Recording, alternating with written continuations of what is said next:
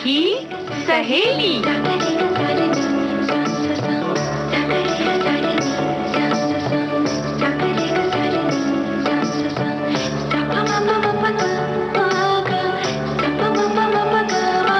सखी सहेली।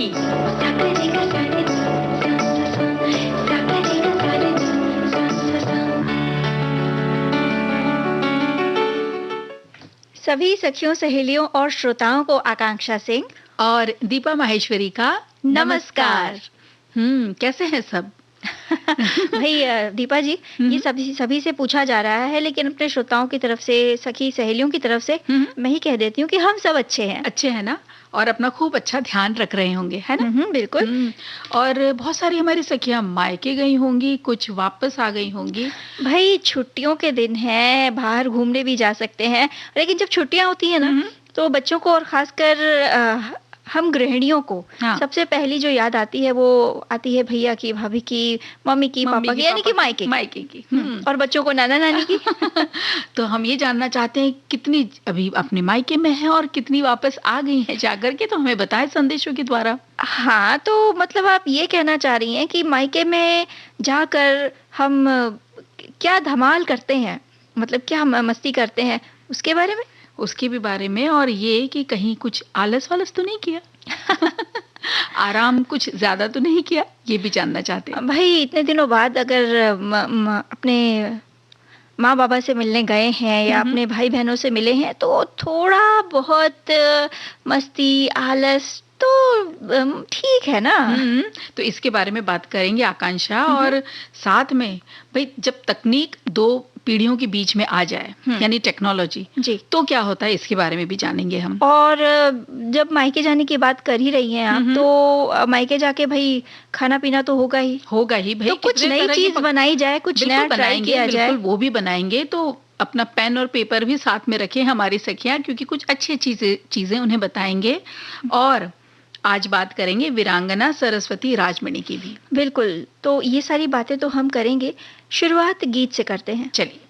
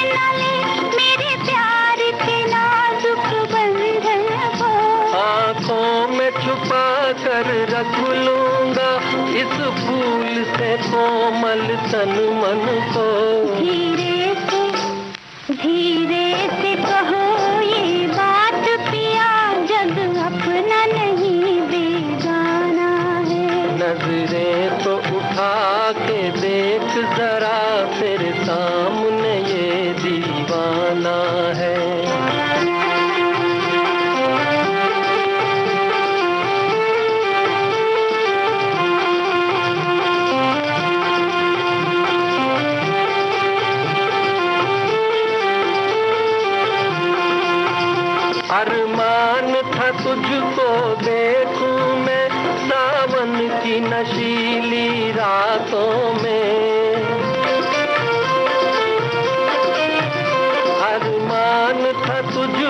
देखूं मैं सावन की नशीली रातों में। हो जाए पिया हम तुम दोनों इन प्यार की मीठी बातों में। तू सामने है तो सब कुछ है, वरना ये चमन वीराना है। दिल लूटने वाले जादूगर, अब मैंने तुझे पहचाना है। नजरें तो उठा के देख जरा, तेरे सामने ये दीवाना है।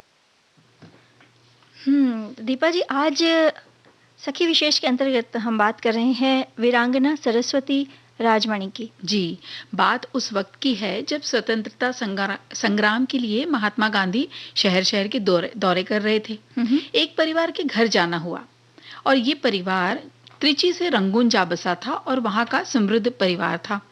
तो जो रंगून उस जमाने का आज का म्यांमार कह जाना जाता है, और उस परिवार में एक 10 साल की बच्ची थी। उसे देखकर गांधी जी हैरान रह गए, क्योंकि वो छोटी सी बच्ची बंदूक हाथ में लिए शूटिंग का अभ्यास कर रही थी। क्या बात है। इस बच्ची का नाम, जैसे तुमने बताया, सरस्वती राजमणि था।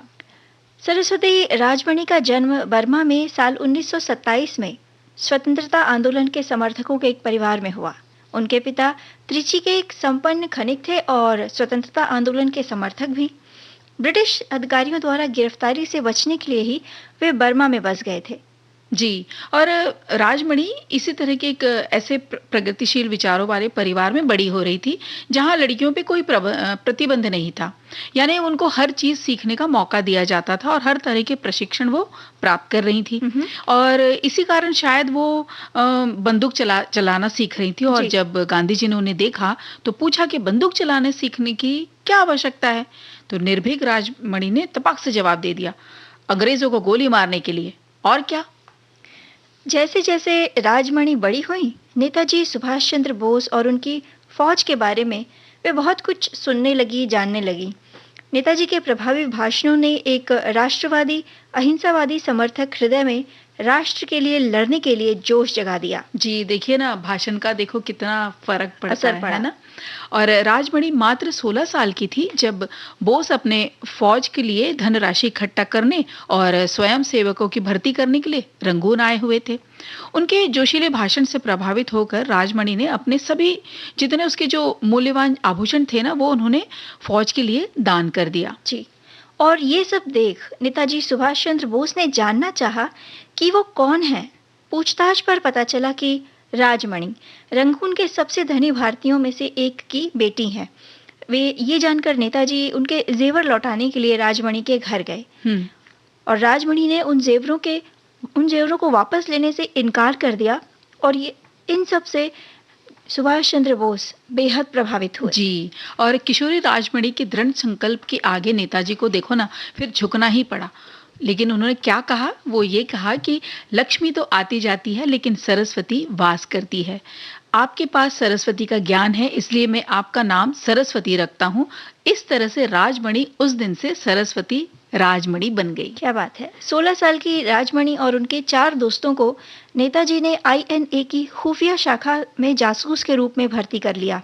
युवा लड़कों के वेश में इन लड़कियों ने ब्रिटिश सेना के शिविर और अधिकारियों के घरों में अलग अलग काम करना शुरू कर दिया। अंग्रेजों के सरकारी आदेशों और खुफिया जानकारी को बोस तक पहुंचाने का काम राजमणि और उनकी सहेलियां करती थीं।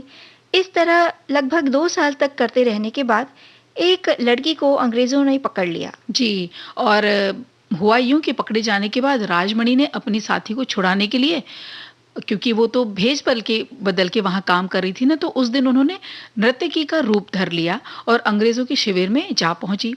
और वहां जो शिविर में जो जेल थे, वहां पे अधिकारियों को नशीले पदार्थ पिला दिया उन्होंने। और भागने की कोशिश में राजमणि के दाहिने पैर में गोली लग गई। बिल्कुल। अपने साथी को छुड़ाते समय जब वो घायल हुई तो बहुत खून बहा, लेकिन राजमणि और उनकी साथी जो थी वो वहां से भागने में सफल हो गई और जंगल के एक पेड़ पर उसी घायल अवस्था में 3 दिन तक दोनों बैठे रहे। जब अंग्रेजों ने तलाशी में से हार मानकर वहां से जब वे वापस लौट आए, तब राजमणि और उनकी जो साथी थी आईएनए के डेरे पर पहुंची।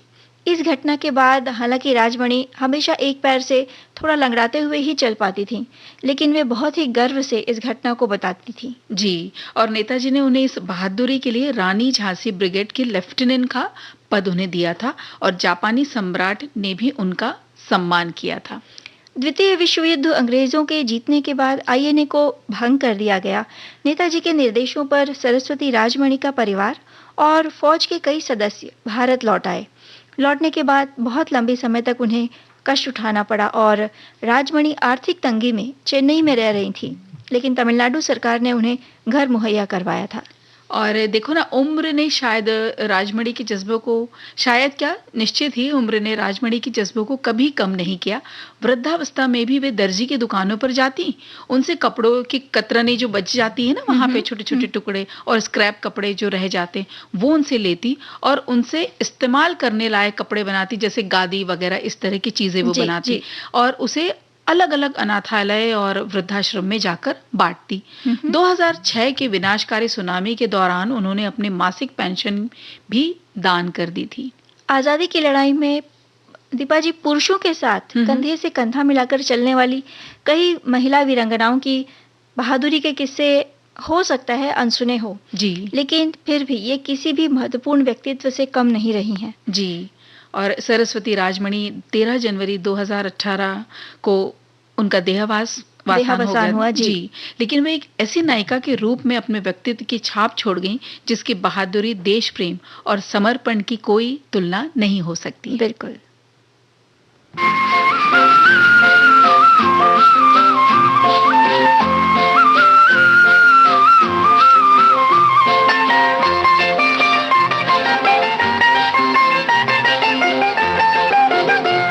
अंधेरा हुआ उजारा, गया अंधेरा हुआ उजारा, चमका चमका सुबह का तारा, गया अंधेरा हुआ उजारा, चमका चमका सुबह का तारा।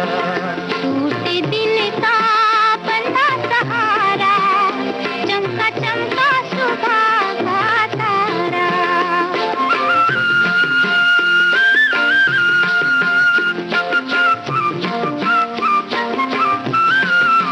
सांस खुशी की तन में आई, अरमानों ने ली अंगड़ाई, जाग उठी उम्मीदें सारी, जाग उठी तकदीर हमारी, हमें किसी ने दूर पुकारा, चमका चमका सुबह का तारा, गया अंधेरा हुआ उजारा, चमका चमका सुबह का तारा।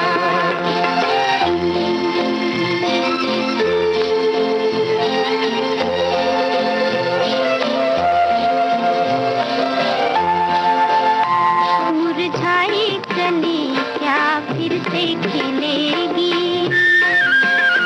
मुरझाई कली क्या फिर से खिलेगी, खोई हुई क्या राहत मिलेगी, खोई हुई क्या राहत मिलेगी, कहीं ये तारा टूट न जाए, सुबह का साथी छूट न जाए, आँखों में रह जाए नजारा, चमका चमका सुबह का तारा, गया अंधेरा हुआ उजारा, चमका चमका सुबह का तारा।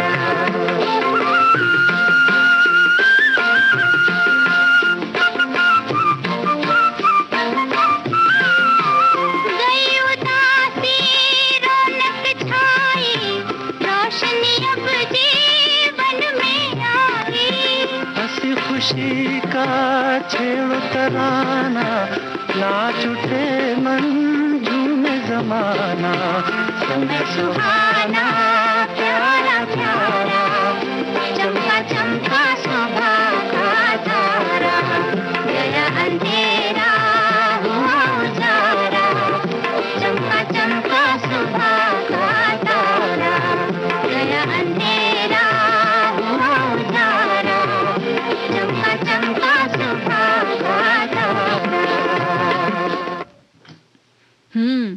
बात जब घर की होती है ना आकांक्षा, परिवार है तो सब होते हैं ना, बड़े भी होते हैं, यानी कि मम्मी पापा हैं, कहीं पे दादा दादी भी हैं, ताऊ ताई भी हैं, बच्चे भी हैं, तो सबकी अपनी पसंद होती है, सबकी अपनी विचारधाराएं होती हैं। और देखो जब और इन सब के बीच में विज्ञान आ जाए, यानी कि टेक्नोलॉजी आ जाए, जो कि आ ही गई है, और पिछले कोरोना काल में तो हम सब ने और कुछ ज्यादा ही इसका इस्तेमाल किया घर बैठे। हाँ, है ना, समय की जो जरूरत थी उस हिसाब से जो मांग थी, टेक्नोलॉजी ने उस दौर में काफी सहारा दिया। बिल्कुल। और क्या हो रहा है, अब जो युवा पीढ़ी है वो तो बहुत आसानी से इसे अपना लेती है, लेकिन जो घर के बड़े हैं जी, उनको चाहते तो हैं कि हम इसे अपनाएं, लेकिन अपना नहीं पाते, शायद तकनीक को न समझने के कारण, या फिर यूं कहीं कि वो सीख नहीं पाते उस चीजों को, तो उनको या उनका जो पुराना तरीका है वो उसी में ही सहज है, वही उसको उनको सुविधाजनक लगता है, तो बदलना नहीं चाहते। भाई दीपा जी, देखिए ऐसी बात है कि नई और पुरानी पीढ़ी या नई ऊर्जा कह सकते हैं कि नई ऊर्जा और अनुभवी जीवन, ये जो दोनों की सोच है इसमें अंतर होता है। हाँ, ये बात है कि दादा दादी और पोता पोती या नातिन नतनी के बीच जो प्यार होता है, जो एक समझ होती है, उसे मतलब कहते हैं ना, वो आपस में समझ लेते हैं, बहुत प्रगाढ़ प्रेम होता है। वहीं अपने जीवन को जीने का अलग अलग तरीका भी होता है। तो दो भिन्न जीवन के बीच में, जैसे हम बता रहे थे कि अगर विज्ञान आ जाए तो दोनों की प्रतिक्रियाएं भी अलग अलग ही होंगी। बिल्कुल। एक जीवन के अनुभव की खिड़की से देखेगा तो दूसरा इससे मिली सुलभता को उपयोग में लेना चाहेगा। तो विज्ञान यानी तकनीक, यानी हमारे आसपास, जैसे हम बात कर रहे थे ना, रोजमर्रा में कितनी टेक्नोलॉजी हम यूज करते हैं, और देखने में यही आता है कि टेक्नोलॉजी ने दो पीढ़ों के बीच अगर दूरियां लाई हैं तो नजदीकियां भी लेकर आए हैं। बिल्कुल, वही ये जो तकनीक है इसका इस्तेमाल किस तरह से किया जा रहा है और किस तरह से आपस में इसको उपयोग में लाया जा रहा है, इस पर भी निर्भर करता है। जैसे हमारे एक श्रोता हैं, वो कह रहे हैं कि मेरा मानना है कि पीढ़ियों की दूरी तय करने के लिए दोनों पक्षों को पहल करनी होगी। सचमुच ज़माना तकनीक का ही है। जब मैं स्कूल में थी तो सप्ताह में एक दिन इसकी क्लास होती थी और 40 मिनट की केवल आने जाने और कुछ सामान्य जानकारी में निकल जाते थे। पर आज मैं जब खुद पढ़ाती हूँ तो मुझे एहसास होता है कि मुझे बहुत सी बातें नहीं पता। कभी मैं अपने विद्यार्थियों से, कभी अपने बच्चों से पूछती हूँ। उनको बहुत खुशी होती है कि मैं इस तरह उनसे कुछ सीख रही हूँ। इस तरह मैं अपने कंप्यूटर से संबंधित कार्य करती हूँ और इन 2 सालों से ने तो बहुत कुछ सिखा दिया है। और देखो, इसी तरीके की बात हमारे एक और साथी ने लिखी है। वो कह रहे हैं तकनीक की दूरी हमारे जैसे बुजुर्गों के लिए जरूरी हो सकती है, लेकिन आज के युवाओं के दिमाग के साथ हाथों में ही नहीं, उंगलियों में भी होती है, और उससे हम सब भी कुछ सीख सकते हैं। मुझे मोबाइल या ऐप के बारे में कुछ प्रश्न हो तो मेरे पोते को बोलता हूँ, वो जवाब के साथ समाधान भी निकाल देता है। जी, तो जीवन में टेक्नोलॉजी आने के बाद से ना दीपा जी, बदलाव तो बहुत आए हैं। जैसे तकनीक को समझना युवाओं के लिए जितना आसान है, जैसा कि अभी हम बात कर रहे थे, तो बड़ों के लिए और बुजुर्गों के लिए उतना ही कठिन भी है कुछ हद तक। तो दो पीढ़ियों की सोच और काम करने के जो तरीके होते हैं उनमें भी फर्क होता है। जो काम युवा जल्दी और शॉर्टकट से पूरा करते हैं, वही काम कई बुजुर्ग अपनी क्षमता और समझ के अनुसार करते हैं।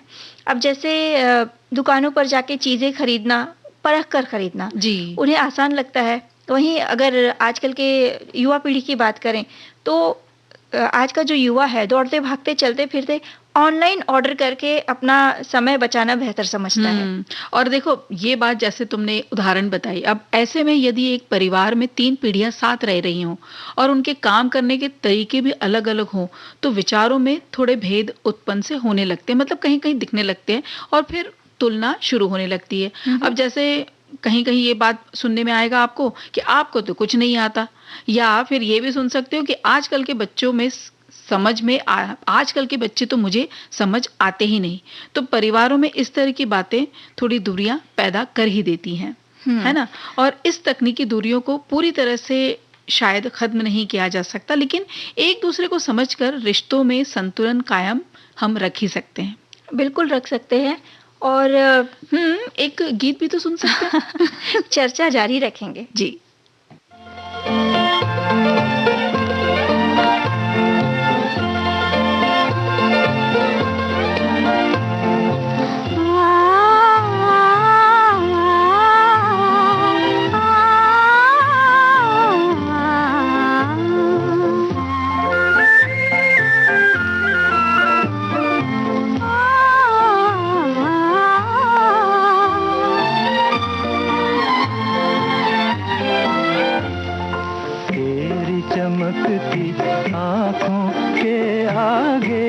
सितारे कुछ भी नहीं। तू जो बढ़ा दे हाथ जरा दुनिया के सहारे कुछ भी नहीं। तेरी चमकती आँखों के आगे ये सितारे कुछ भी नहीं।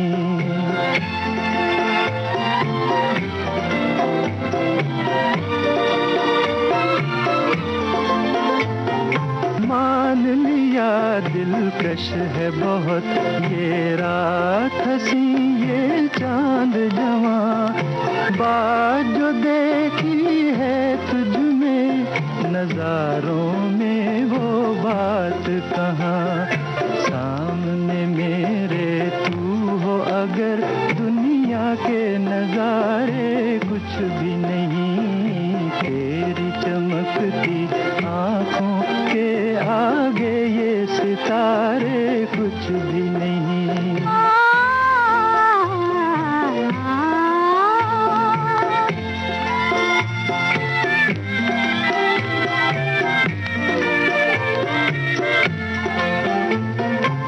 साथ है मेरे तू जब तक रोशन है जीवन की राहें। साथ है मेरे तू जब तक रोशन है जीवन की राहें। क्यों हम मुझे मंजिल का गम पतवार है जब तेरी बाहें। माझी है गर तू नैया का तूफान के धारे कुछ भी नहीं। तेरी चमकती आँखों के आगे ये सितारे कुछ भी नहीं।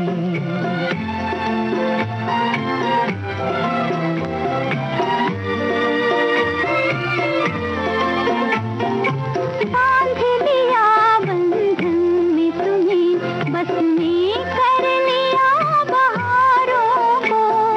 है ये वो बंधन जो कर दे आजाद गमों के मारों को। प्यार की तेरे छाँव मिले तो गम के शरारे कुछ भी नहीं। तेरी चमकती आँखों के आगे ये सितारे कुछ। दीपा जी, भाई ये जो गीत बज रहा था तो थोड़ा सा अगर इसमें फेरबदल किया जाए तो आज की युवा पीढ़ी कहेगी कि मोबाइल की या लैपटॉप की स्क्रीन की जो चमकती हुई स्क्रीन है उसके आगे कुछ भी नहीं। बिल्कुल, ये बात तो बिल्कुल सही बोली। और देखो, जो हम बात कर रहे थे उसमें मनोविज्ञान के बहुत सारे शोध हुए हैं और वो बताते हैं कि घर के बड़े सिर्फ इसलिए तकनीक से दूर नहीं रहते कि उन्हें उसका उपयोग नहीं आता, बल्कि बहुत सारे और भी कारण हैं। जैसे उन्हें डर लगा रहता है कि कहीं उनसे कुछ गलत ना हो जाए, कुछ को समझने में कठिनाई होती है और वक्त लगने के कारण उन्हें ये लगता है कि अरे छोड़ो, हटाओ, ये समय की बर्बादी है, जाने दो, हमारा तो जो पुराना तरीका है वो ही सही है। वही तो कह रहे हैं कि मतलब जो हमारी जो पुरानी पीढ़ी है उनका जो अनुभव का पिटारा है जी, उस अनुभव के पिटारे के बल पर वो हर काम करना जानते हैं जी। वो तकनीक पर निर्भर नहीं रहते किसी भी चीज के लिए, क्योंकि वो ठोक बजा के हर चीज करना चाहते हैं। बिल्कुल। और घर में बच्चों को टेक्नोलॉजी समझाने का समय नहीं होता, क्योंकि कहीं पढ़ाई हो चल रही है तो कहीं पर काम में इतने व्यस्त हैं, कई तरह की चीजें हैं, बहुत सारी बातें। अगर घर के छोटे बच्चे हैं तो अपने होमवर्क में व्यस्त हैं, असाइनमेंट में व्यस्त हैं, या कॉलेज जाने वाले बच्चे हैं तो उनके पास अपने इतने काम हैं। तो कहीं ना कहीं ये होता है कि जो छोटे बच्चे होते हैं या जो घर के बच्चे हैं इतना समय नहीं निकाल पाते कि घर के जो बड़े हैं उनको तकनीक समझा सके। और उन्हें देर से समझ आता है, इसलिए कभी कभी बच्चे चिड़चिड़ा जाते हैं क्योंकि बार बार समझाना पड़ता है कई बारी। जैसे हम बोलते हैं ना कि चलो आप सोशल मीडिया पे आ जाओ, हम अपने मम्मी या पापा का अकाउंट बनाते हैं, तो उन्हें समझ नहीं आता। अब हम शांति से समझाना चाहते हैं, लेकिन जब हम बच्चों को बोलते हैं तुम बता दो, दादाजी को आप समझा दो, तो वो थोड़े चिढ़ जाते हैं बच्चे कि हमने कल ही तो बताया था, दादाजी को समझ नहीं आता तो हम क्या करें। इस तरह की घटनाएं हमें देखने को मिलती है। हाँ, ये सुनने को मिलता है, लेकिन इसका असर जो है इन सब चीजों का, ऐसी बातों का, तो मन मस्तिष्क पर असर भी पड़ता है। जब बच्चे बड़ों को सिखाने में थोड़े चिड़चिड़ाने लगते हैं तो कहीं ना कहीं कुछ हद तक बड़ों में हीन भावना विकसित होने लगती है। तो हमने भी देखा है कि वे तकनीक से जो संबंधित बातें हैं, उनसे नाराज़ से हो जाते हैं और ये भी सोचते हैं कि छोटे खुद को बेहतर दिखाना चाहते हैं। वहीं दूसरी तरफ जब घर के बड़े अपनी सोच जो है युवाओं पर डालते हैं, तो बच्चों के मन पर भी इसका असर पड़ता है। उन्हें लगता है कि हमें बांध के रखा जा रहा है, बंदिश सी महसूस होने जी, लगती है जी। और फिर होता ये है कि बड़ों को कहीं न कहीं वे नज़रअंदाज करना शुरू करते हैं। और इसी तरह से जो नज़रअंदाज की जो बात कर रही हूँ ना कि कमतर आँकना, ये भी शायद एक वजह हो सकती है। जैसे बैंक संबंधी हर काम युवा ऑनलाइन करते हैं और वहीं बुजुर्ग सदस्य चाहते हैं वही अपना पुराना तरीका, मतलब बैंक जाना और अपना सब काम करके आना। तो युवा तकनीक में तेज हैं और बड़े अनुभव को मदद देते हैं। अब युवा को लगता है क्या जाने की ज़रूरत थी बैंक तक आपको, क्योंकि हमने सब कुछ तो ऑनलाइन कर दिया, क्या ज़रूरत है आप इतना समय बर्बादी की। तो वहाँ पे बड़ों को थोड़ा लगने लगता है कि आप हमें कम क्यों समझते हैं। तो एक ये भी कारण हो जाता है जिसकी वजह से वो तकनीक से थोड़ा दूर रहने लगते हैं। कभी-कभी लेकिन देखिए ये बात नहीं है, दोनों को अपनी-अपनी कमियों को अपनाना चाहिए और उसे समझना चाहिए। जैसे समय के साथ आगे बढ़ते हुए टेक्नोलॉजी को बार-बार समझना भी अगर पड़े तो बिल्कुल समझें। अपने सम्मान में कमी आना, इससे इससे ऐसा नहीं है कि बार-बार अगर आप समझ रहे हैं तो आपके सम्मान में कोई कमी आ रही है, क्योंकि ज़्यादातर सुविधाएँ अब डिजिटल होती जा रही हैं।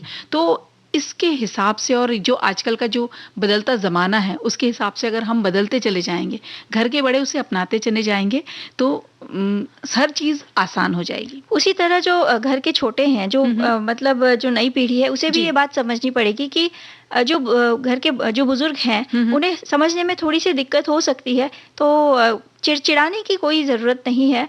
बस थोड़ा-सा पेशेंस रखते हुए उन्हें सिखाते जाइए और कई काम होते हैं, अपनी ज़रूरतों को समझते हुए जो बड़े हैं, अपने काम को आसान करने के लिए उन्हें सीखना भी ज़रूरी है। जैसे सामान ऑर्डर करना है, बिल्स भरना है, कई बैंक के काम हैं और एक चीज़ और जी। है कि मोबाइल पर धोखाधड़ी के संदेश भी आते हैं, तो किस लिंक को क्लिक करना है, ये भी समझना बेहद ज़रूरी बहुत है। ज़रूरी है, जी। इसी तरह से जैसे कैब बुक करना है, अगर आप कहीं पे जा रहे हैं, वहाँ पर आजकल रिक्शा भी कहीं पे ऐप के द्वारा चलती, तो वो भी कर सकते हो, रिचार्ज भी कर सकते हैं, घर के राशन को भी आप ऑर्डर कर सकते हैं। तो फिर याद रखने में परेशानी है, तो अगर आपको ये सब चीज़ें कि कैसे करना है, तो एक कॉपी पे लिख लें और थोड़े बिल्कुल। दिन के बाद आप वो तकनीकी शब्द के मतलब भी समझ जाएँगे और अभ्यस्त भी हो जाएँगे, और है ना? धीरे-धीरे आदत पड़ती जाएगी। जी, बिल्कुल। और साथ ही में युवा भी ये बात को समझें कि तकनीकी ज्ञान ही काफ़ी नहीं है, अगर अनुभव यानी घर का बड़ा कुछ कह रहा है, तो वो करके देख लें और चीज़ों को परख को भी समझ लें और पैसों के हिसाब के अनुभव को भी देख लें। और देखो ना, दोनों चीज़ों की जब मिली-जुली होगी, मतलब कि सुविधाएँ, डिजिटल सुविधाएँ और बड़ों का अनुभव, जब ये मिल के साथ में चलेगा, तो आप देखिए कि एक नया ही अनुभव हमारे युवा दोनों पीढ़ी को जी। दोनों पीढ़ियों को मिलेगा। और चर्चा आगे जारी रहेगी गीतों के साथ, लेकिन फिलहाल हम एक छोटा-सा ब्रेक लेते हैं। जी।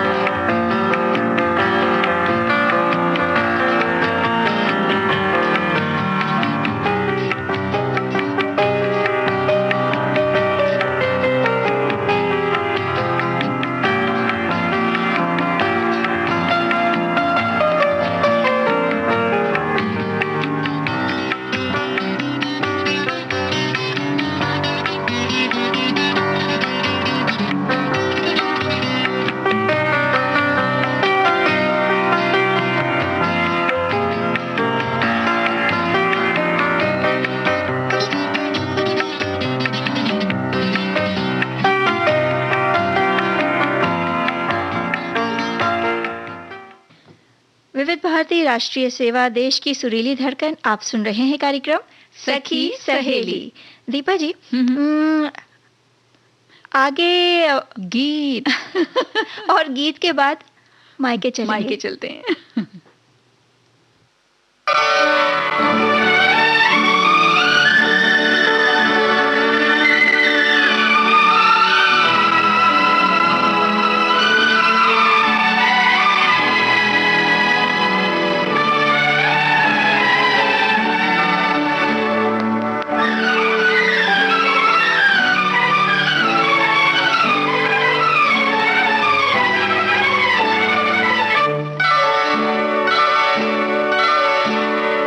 जीवन की डोर से बांध लिया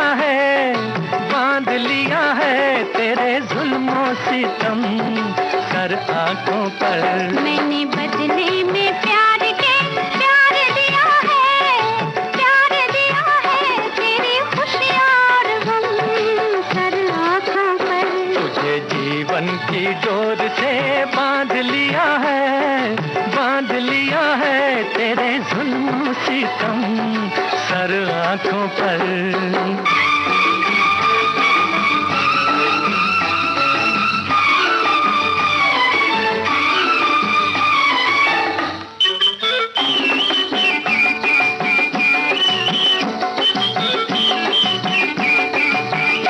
अप्सरा कोई आए तो देखूं नहीं, कोई बहकाए हंस के तो बहकूं नहीं। अप्सरा कोई आए तो देखूं नहीं, हो कोई बहकाए हंस के तो बहकूं नहीं। तोरे मतवारे नैनों ने जादू किया, हो तोरे मतवारे नैनों ने जादू किया। तेरी उल्फत सनम सर आंखों पर। मैंने बदले में प्यार दिया है तेरी खुशियाँ और गम कर आंखों पर।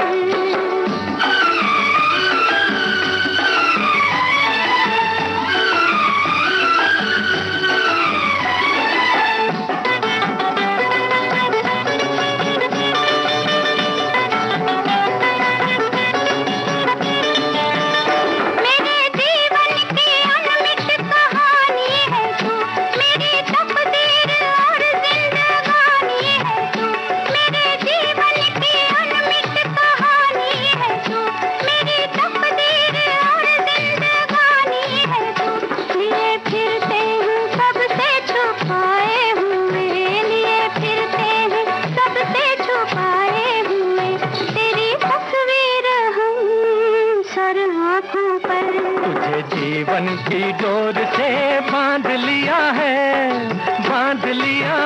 तेरे जुल्म सितम सर आंखों पर।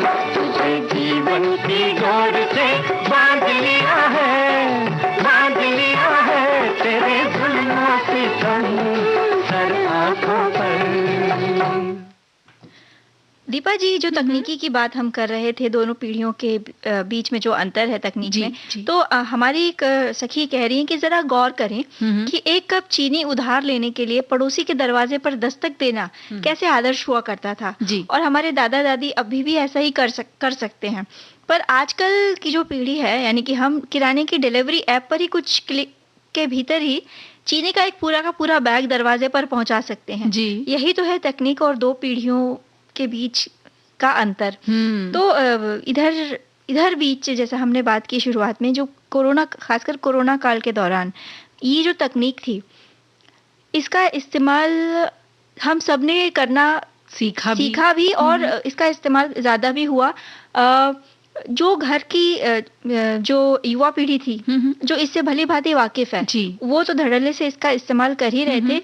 और जो घर की जो बुजुर्ग है, जो अनुभवी पीढ़ी है, उन्होंने भी इस चीज को सीखा, क्योंकि ये समय की जरूरत थी। उस समय हम एक दूसरे से मिल नहीं सकते थे या एक दूसरे के घर आ जा नहीं सकते थे। तो भाई जो परिवार, जो सदस्य एक दूसरे से काफी दूर हैं, तो तकनीकी ही वो सहारा था जो एक दूसरे की मुलाकात हो जाती थी, बात हो जाती थी। तो अगर माता पिता हैं या दादा दादी हैं जो अपने परिवार से, खासकर घर के बच्चे जब होते हैं ना, जो अलग अलग काम के सिलसिले में या पढ़ाई के सिलसिले में अलग अलग शहरों में रहते हैं, तो भाई तकनीक से ही ये एक दूसरे से जुड़े हुए थे।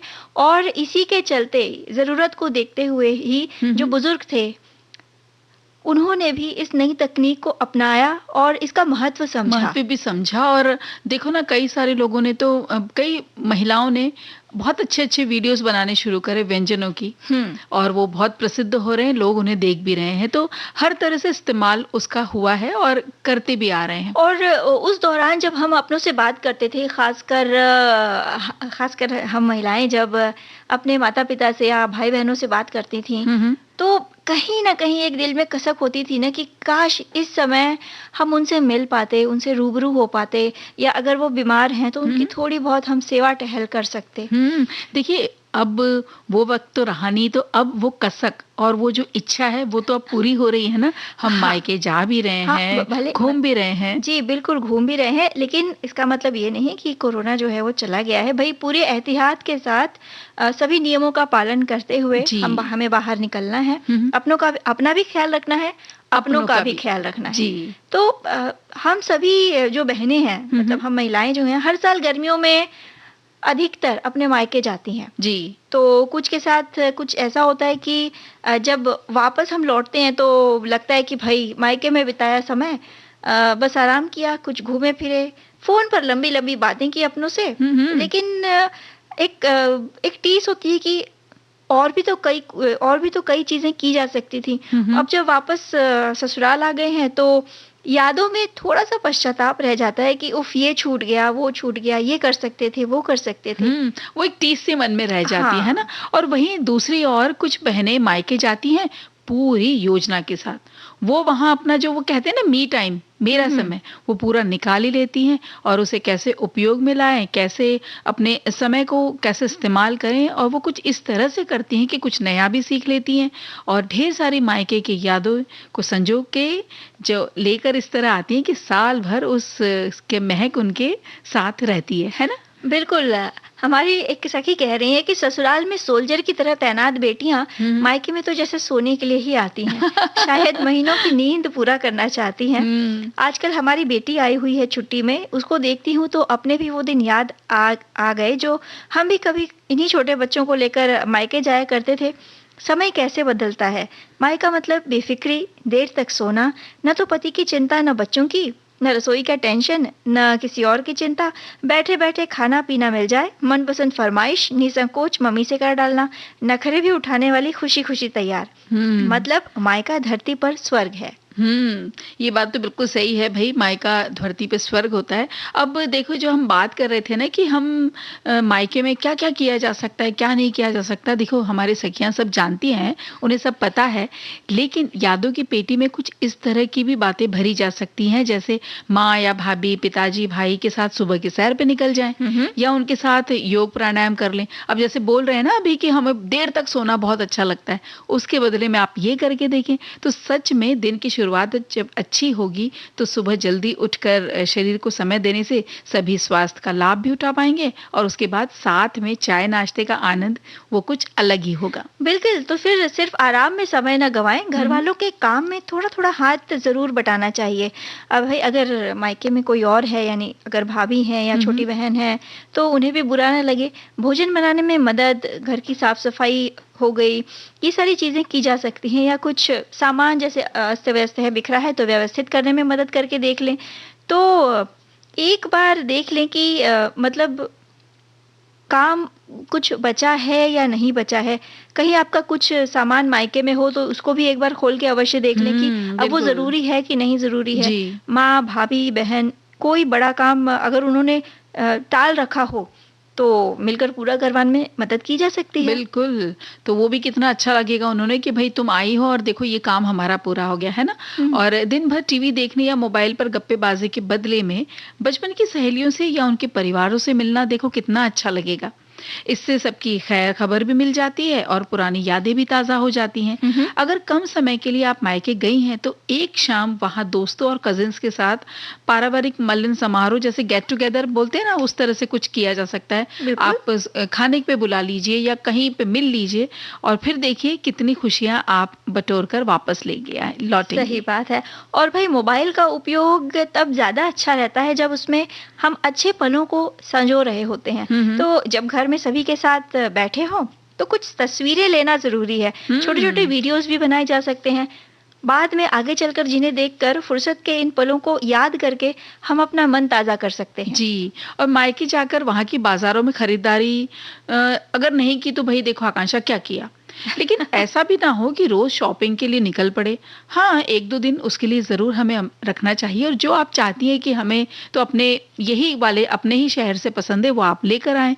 और मायके में भाभी-बहन या चचेरी मौसेरी बहनें हैं, तो किसी उन्होंने कोई क्लास कर रखी हो या कोई कौशल हो, तो उनसे वो ज़रूर सीखना चाहिए।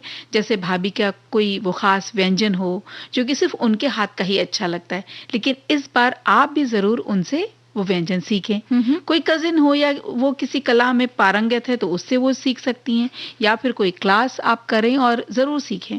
यानी कि अपने समय का, खाली समय का पूरा सदुपयोग करें। तो इस तरह वक़्त का बहुत अच्छा इस्तेमाल तो होगा ही, उस कला को भी भविष्य में हम स्वयं के लिए उपयोग में ला सकते हैं। बिल्कुल। और गर्मी की छुट्टियों की यादें सुनहरे पलों से भरी हों, इन पलों को अपने दिल में बंद करके जब हम वापस लौटेंगे अपने घर यानी ससुराल, तो भाई मायके वालों को भी लगना चाहिए ना कि हम फिर से जल्दी आएँ। बिल्कुल, बिल्कुल, देखो ना। और हम इसी तरह हमारी सखी लिख रही हैं कि माँ का घर लड़कियों का राम राज्य। कोई तनाव नहीं सुबह उठने का, कोई आपको भई सुबह उठ के दूध लेने जाना है या काम करवाना है या चाय बनाने का मन ना करे, तब भी माँ भाभी तो बना ही लेंगी। ऐसे मनमौजी ज़िंदगी में आलस भी बहुत होता है। एकदम से बेफ़िक्र वाली ज़िंदगी। छुट्टियाँ हुई नहीं कि हम मायके पहुँच गए सिर्फ़ आराम करने, सोने के लिए। लेकिन मैं भाग्यशाली रही हूँ, मुझे अपनी बहनें, भाभी के साथ छुट्टियाँ मनाने का भरपूर आनंद मिला है, और हम रात को सब लोग बैठ के इतनी बातें करते हैं कि कब सोते हैं हमें पता ही नहीं चलता। और शादी के बाद ससुराल में भी यही सिलसिला चलता रहा। जब ननंद अपने बाल गोपाल के साथ आती, तो सारा दिन खाना पीना, बातें बतियाना, ये सब चलता, और गर्मी की रात को हम छत पर बैठ के बहुत देर तक फिर वहां गप्पे लगाते, और देर रात तक जग जाने से दूसरे दिन सुबह जल्दी नींद नहीं खुलती। तो कभी कभी प्यार से ही सही, लेकिन सासू माँ नाराज हो जाती थी। लेकिन हाँ, कुल मिला के ये जो ननंद का मायका, हमारा मायका, ये सब जो अनुभव है खट्टे मीठे, ये बहुत ही प्यारे हैं। और ये जो अनुभव होते हैं, इनमें जो खट्टी मीठी यादें होती है ना, खासकर अपनों के साथ बैठ के बोलना, बतियाना, कुछ समय बिताना और संगीत सुनना। बिल्कुल।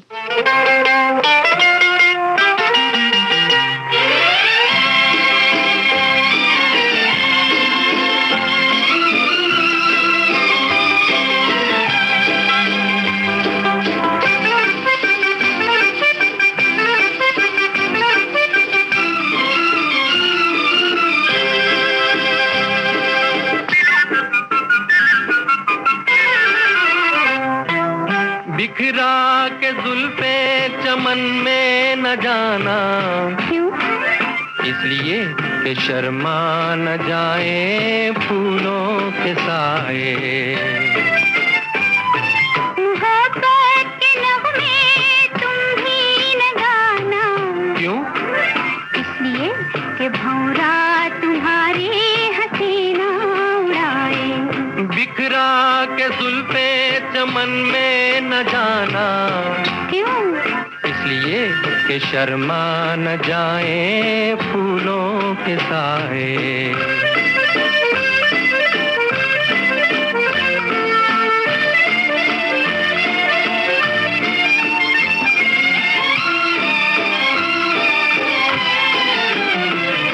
मोहब्बत की भंवरे को पहचान क्या, ये कलियों से पूछो हमें क्या पता। मोहब्बत की भंवरे को पहचान क्या, ये कलियों से पूछो हमें क्या पता। हर जाए होगा हम तो नहीं हैं, कहीं सीख देना न इसकी अदा। जुबां पर कभी बात ऐसी न लाना, क्यों? इसलिए कि दुनिया से रस्में वफा मिट न जाए। मोहब्बत के नगमे तुम भी न गाना, क्यों? इसलिए कि भंवरा तुम्हारी हसीना उड़ाए।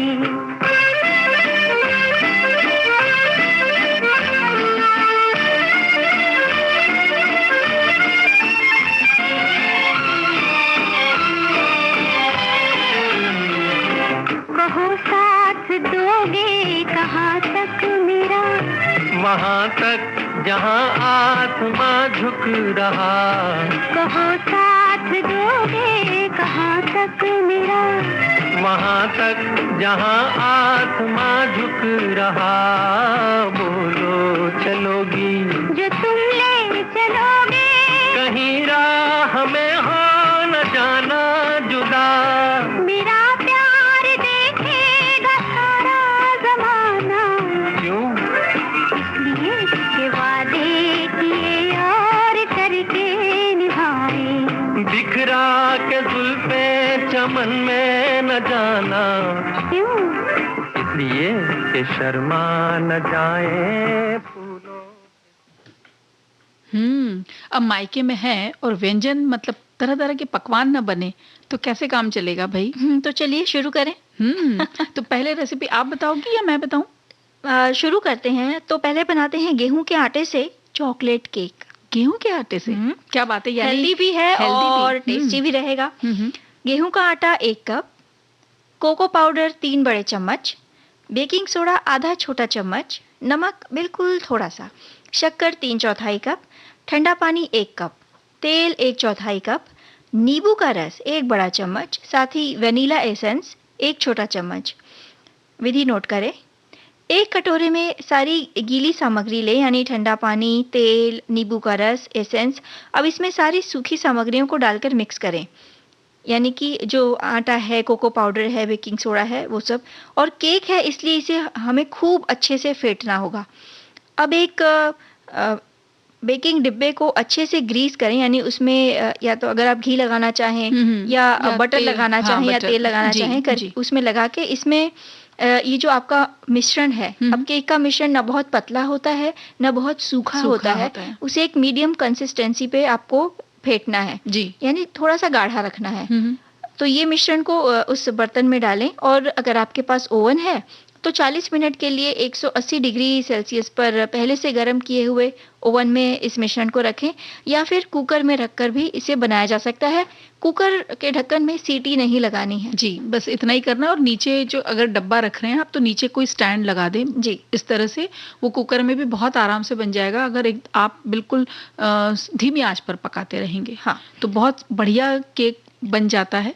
हाँ, और लगभग कितने देर तक पकाना है? लगभग 30 से 45 मिनट के बीच में वो बन जाता है जी। और कुकर में जब हम बर्तन रखेंगे तो उसमें क्या पानी डालने की नमक कोई जरूरत नहीं, कोई जरूरत नहीं होती है। सिर्फ आपको स्टैंड रखना होता है और ऊपर आप वो जो डब्बा है जिसमें आपने घोल डाल रखा है बस उसे रखना होता है और ऊपर से सीटी नहीं लगाना है। बिल्कुल। तो जब ये फिर केक जब पक जाए तो इसमें सजावट के लिए सूखे मेवे ऊपर से डाले जा सकते हैं, मतलब सर्व करते समय, परोसते समय।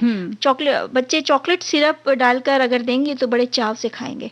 तो चलो ये तो खाया, उन्होंने ये पसंद कर लिया, अब साथ में कुछ नमकीन भी तो चाहिए। तो मूंग दाल टोस्ट कैसा रहेगा? बढ़िया रहेगा। तो पीली मूंग की दाल लीजिए 1 कप, हरी मिर्च लीजिए 2, हल्दी आधा छोटा चम्मच, काली मिर्च पाउडर 1/4 चम्मच, नमक आप ले लीजिए अपने हिसाब से, हींग 1 चुटकी लेना है, प्याज 1 छोटा बारीक कटा हुआ, गाजर आधी किसी हुई, शिमला मिर्च आधी बारीक कटी हुई, थोड़ा सा हरा धनिया, ब्रेड की स्लाइसेस लेना है आपको 6 और मक्खन लेना है सेकने के लिए। बनाना कैसे है? मूंग की दाल को 2 घंटे के लिए पानी में भिगो दें जी। और अब पानी जब 2 घंटे भीग जाए उसके बाद पानी निकाल कर बारीक और गाढ़ा इसका पेस्ट आप बना लें। अब इस पिसी हुई धुली दाल को बड़े कटोरे में डाल लें। इसमें वो जो मसाले हैं ना, हल्दी, नमक, काली मिर्च पाउडर, हींग, ये सब कुछ नमक वगैरह डाल के अच्छी तरह से मिला लें। अब जितनी सब्जियां आपने काटी हैं वो सब मिला लीजिए, प्याज, गाजर, शिमला मिर्ची, इसमें जो ना हो तो कोई बात नहीं, जितनी जो आपके घर में उपलब्ध है वो सब डाल लीजिए, हरा धनिया डाल लें और अच्छी तरह से मिक्स कर लें। अब एक ब्रेड की स्लाइस को लें, इस स्लाइस को ऐसे ही डुबोना नहीं है इस घोल में, आप पहले इसको गर्म तवे पर मक्खन आगे पीछे लगा करके उसको सेक लीजिए। उसके बाद फिर ये मूंग दाल के मिश्रण में उसके दोनों तरफ लगा लीजिए, चाहे तो उसको डुबो के ले लीजिए या चम्मच से उसको आप स्प्रेड कर दो, वो भी चलेगा। अब मक्खन लगाते हुए मध्यम आंच पर भूरा होने तक उसको आपको तवे पर सेकना है। टोस्ट आपका बिल्कुल जब तैयार हो जाए तो टोमेटो केचप के साथ आप इसको, या हरी चटनी के साथ भाई बहुत टेस्टी लगेगा। तो कुछ ऐसा ही नमकीन व्यंजन हमारे पास भी है। अच्छा। ज्वार और सहजन के पत्तों का पराठा। क्या बात है, ज्वार और सहजन के पत्ते। तो आज तो आप बिल्कुल हर चीज हेल्दी हेल्दी लेकर आई हैं। भाई जरूरत भी है, जितना पौष्टिक हम खाएंगे शरीर को उतनी ही ऊर्जा मिलेगी। और आजकल के बच्चे हैं ना दीपा जी, खाने में कितने नानुकुर करते हैं, तो उनको इसी तरह से खिलाया पिलाया जाएगा जी। तो ये ज्वार और सहजन के पत्तों का पराठा बनाने के लिए ज्वार का आटा 2 कप, लाल मिर्च पाउडर 1 चम्मच या स्वादानुसार, हल्दी आधा चम्मच से थोड़ा कम, जीरा पाउडर आधा चम्मच, धनिया पाउडर आधा चम्मच, नमक स्वादानुसार, हींग ले लीजिए आप, बहुत थोड़ा सा हींग डालना है वरना हींग का स्वाद बहुत ज्यादा आता है जी। अजवाइन 1 चम्मच, धनिया पत्ती थोड़ी सी या आप अपने हिसाब से भी डाल सकते हैं, तेल 2 बड़े चम्मच और सहजन के जो पत्ते हैं हरे वो कटे हुए 1 कप। नोट करें विधि। सब ये जो पूरी सामग्री है अच्छे से मिला लीजिए और थोड़ा कड़क इसका आटा बांध लेना है, एकदम नरम आटा ना बंधे क्योंकि ज्वार का आटा बहुत जल्दी नरम हो जाता है। बिल्कुल ध्यान रहे कि पानी ज्यादा ना पड़ जाए।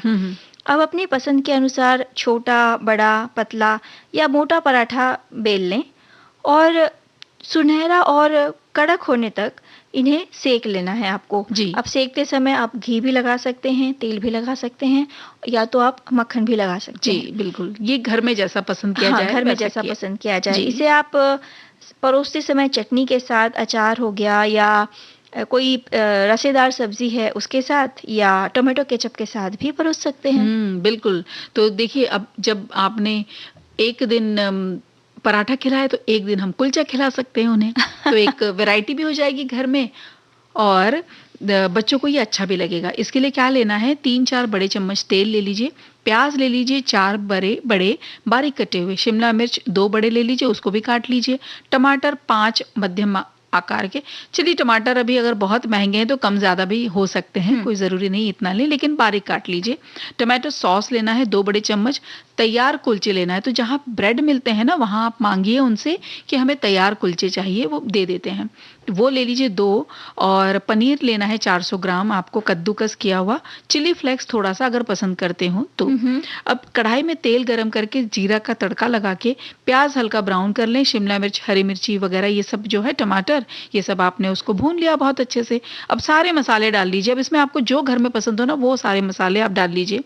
इसके बाद आखिर में डालिए पनीर और हरा धनिया डाल दीजिए। अब ये हो गया आपका मिश्रण तैयार। हाँ। अब क्या कीजिए, जो कुलचे लिए हैं उसके बीच में से काट के 2 परत बना लीजिए, इसके बीच में पनीर का वो मिश्रण आपको फैलाना है और दूसरे भाग से ऊपर उसको ढाक लेना है। तेल लगाते हुए या घी लगाते हुए कुलचों को दोनों तरफ से हल्की आंच पे सेकना है। आपका स्टफ्ड कुलचा यानी स्टफ्ड पनीर कुलचा तैयार है। इसे आप पुदीने, हरी धनिया की चटनी के साथ लीजिए, सॉस, छोले राजमा के साथ भी ये क्या बात अच्छा है। और अगर आप बाजार से कुलचे ना भी लाना चाहें तो घर में गेहूं की रोटी बनाकर रोटियों के बीच में भी ये मिश्रण भरा जा सकता है। एक ही तरीका भी हो सकता है। फिलहाल हम एक गीत सुनेंगे जी।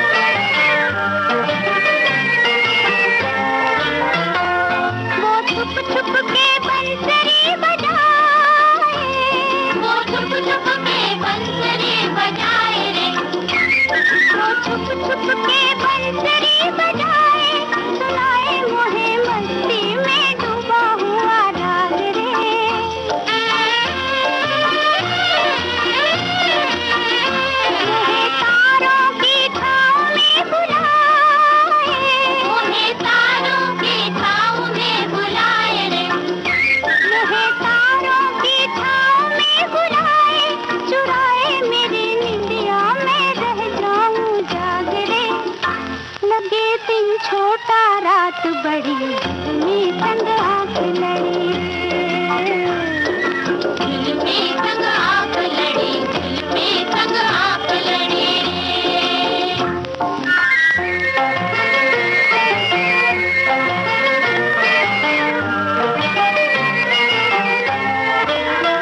बातों बातों में रोग बढ़ा जाए बातों बातों में रोग बढ़ा जाए रे बातों बातों में रोग बढ़ा जाए हमारा जिया तड़पे किसी के लिए शाम से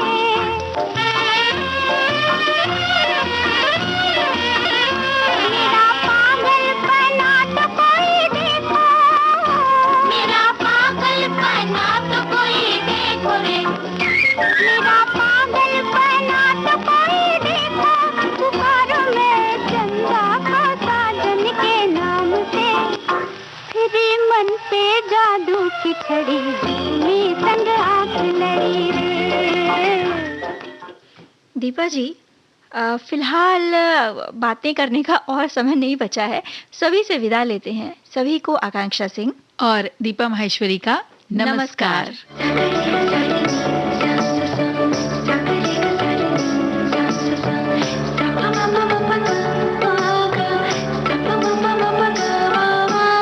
सखी सहेली।